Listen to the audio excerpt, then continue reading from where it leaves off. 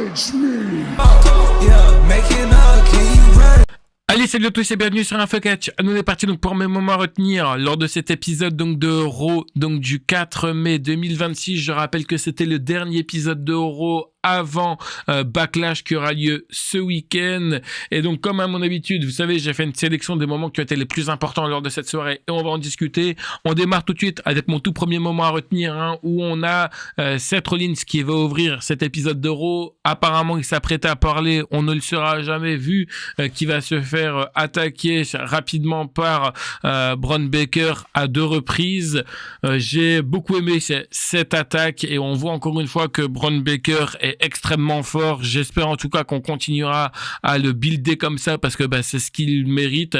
Et enfin, la rivalité entre les deux arrive, même si on aurait dû avoir ce match-là du côté donc de WrestleMania. On sait que des blessures en ont décidé autrement. On l'aura ce week-end du côté donc de Backlash et j'espère en tout cas que les deux vont vraiment pouvoir se lâcher et qu'on va vraiment sentir une haine et faites gagner Braun Baker, ça me ferait extrêmement plaisir et continuer encore une fois cette rivalité. Pour le moment, je ne sais pas où est-ce que ça va nous emmener encore une fois plus que ça. J'espère en tout cas que ça amènera à ce que Braun Baker puisse avoir un titre comme il le mérite tellement. Mais ensuite, on verra bien où ça nous mène. Allez, donc pour mon deuxième moment à retenir, on va parler du match qui a eu lieu entre Finn Balor face à JD McDonagh. Bon, le plus important, c'est pas le match en lui-même, même s'il est assez correct, c'est plutôt ce qui se trame autour, vous savez, avec le cas Roxanne Perez et Liv Morgan. On a Liv Morgan qui va venir interpeller Roxanne Perez parce qu'elle est très mécontente du fait que elle a parlé à Finn Balor sans lui avoir prévenu, et on a Roxanne Perez qui va calmer le jeu tout de suite. Elle va dire certes, j'ai peut-être parlé à Finn Balor, mais je suis toujours donc dans le John's Monday, et d'ailleurs elle va le prouver dans ce match. À un moment donné, quand Liv Morgan perturbera l'arbitre, elle en profitera avec un coup de marteau pour frapper Finn Balor et pour que JD McDonagh gagne. Alors ce que je voulais également aussi parler dedans, c'est que quand Roxanne Perez arrivera aux abords du ring, il va y avoir un petit peu de distance, c'est-à-dire en gros, au lieu de se mettre à côté de Dominic Mysterio qui fait partie du John's Monday, non, elle sera complètement séparée de Dominic. Bon, je me dis ok, pourquoi pas, et on va encore plus le voir quand il y aura Roxanne Perez, quand il y aura Raquel Rodriguez et Liv Morgan qui vont également s'y arriver.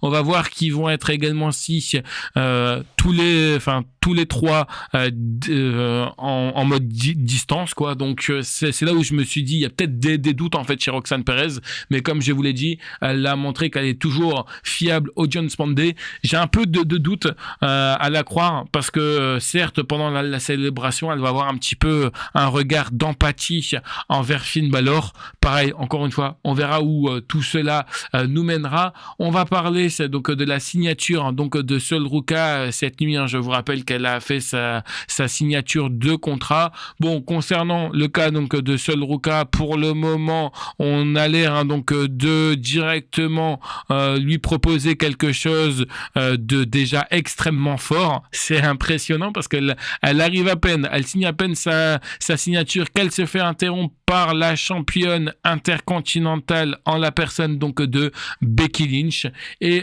Becky Lynch qui s'en fout en fait donc de Sol Ruka. Elle est là pour parler avec Adam Pearce. Alors encore une fois, je suis désolé mais j'ai pas noté ce que Becky Lynch a dit à Adam Pearce. Tout ce que je peux vous dire en tout cas, c'est qu'elle ignorait Sol Ruka. À un moment donné, Sol Ruka, ça va la faire chier que Becky Lynch vient lui coûter sa signature de contrat. Et en fait, à un moment donné, on va voir Becky Lynch qui va vouloir mettre une droite à Sol Ruka, sauf qu'elle va esquiver cette droite et c'est le pauvre Adam Pearce qui va se prendre la droite. Donc, il va être extrêmement énervé, et Becky Lynch également, elle va être choquée donc de ce qu'elle vient de faire.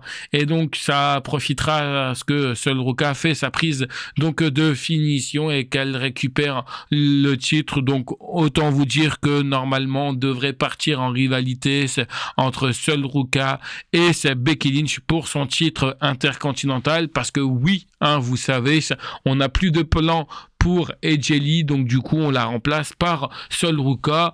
Après, vous allez me dire que vous préférez plus Sol Ruka que AJ Lee, et ça, c'est votre le droit le plus total. Concernant le match tag team qu'on a eu entre Javen Evans et Penta qui ont fait face à Ethan Page et Rusev, ça a été un match excellent. Victoire donc de Ethan Page et de Rusev, ça franchement ça fait plaisir, et en plus ils ont gagné clignement. Ça encore une fois pareil, c'est aussi plaisant. Donc pareil, j'espère qu'on aura Rusev qui aura l'opportunité donc d'avoir un match de championnat contre Penta parce qu'il le mérite tellement. Et puis on va conclure bien sûr avec le main event donc dans la signature de contrat avec Roman Reigns et Jacob Fatu.